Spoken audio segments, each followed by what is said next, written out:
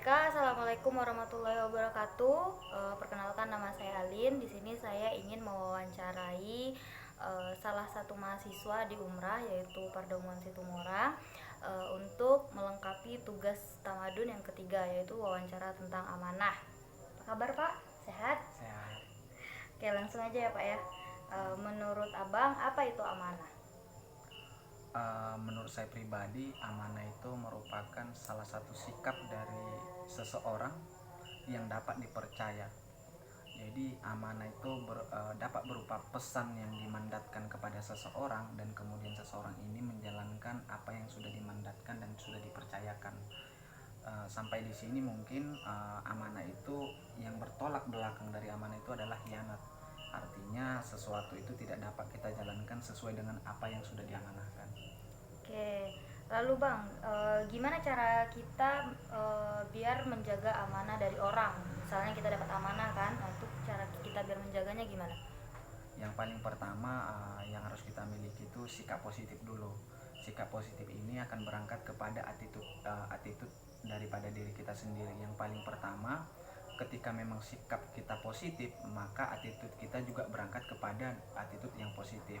Nah, ketika memang kita sudah diamanahkan dan sudah dipercaya, artinya sikap yang harus kita miliki itu adalah bagaimana kita menjaga kepercayaan orang lain. Salah satu sumber dari keberhasilan itu menurut saya pribadi adalah sikap yang konsisten, adalah sikap yang dapat dipercaya. Artinya tidak kepada orang lain, kepada diri sendiri juga dapat berupa amanah kan gitu. Menurut saya pribadi, semua manusia, semua umat manusia sejak lahir dia sudah diberikan amanah. Dia sudah diberikan amanah baik kepada setiap individu laki-laki dan perempuan itu sudah diberikan amanah. Ketika dia sudah bertumbuh besar, artinya dia memiliki amanah yang sudah diberikan ke orang tuanya kepada anak tersebut. Artinya bagaimana anak tersebut mampu mengabdi kepada orang tuanya. Oke, lalu amanah itu disampaikan kepada siapa aja sih Bang? Kalau menurut Abang?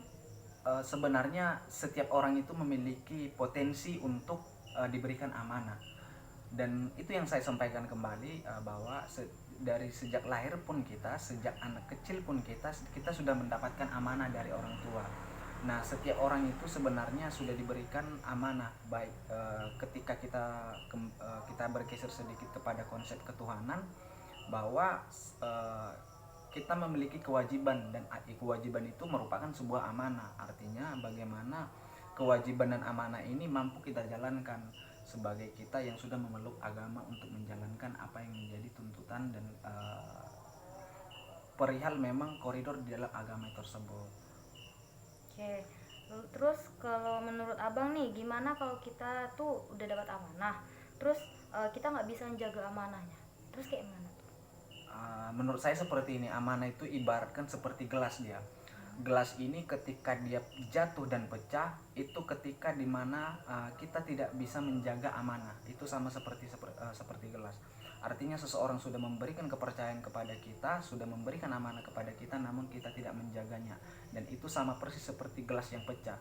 Ketika pun dia disatukan kembali, dia akan tidak bisa kembali seperti semula. Artinya ada kepercayaan orang lain yang kita hancurkan, ada harapan orang lain yang kita sewenang-wenangkan, yang kita tidak anggap itu sebagai tidak beban bagi dalam hidup kita. Artinya kita harus berusaha bersikap dan memiliki attitude bahwasanya kita harus menjadi orang yang bertanggung jawab, memiliki attitude yang positif, dan kemudian kita harus mampu dipercaya orang lain. Nah, ketika kepercayaan orang lain aja tidak dipercaya lagi, dan kemudian ini akan berangsur kepada bagaimana kemandirian dan sikap kita ke depannya. Oke Bang, terus kalau dari Abangnya sendiri ada nggak sih suka dan duka waktu menjalankan sebuah amanah gitu yang dikasih sama seseorang? Menurut saya lebih seperti ini sih.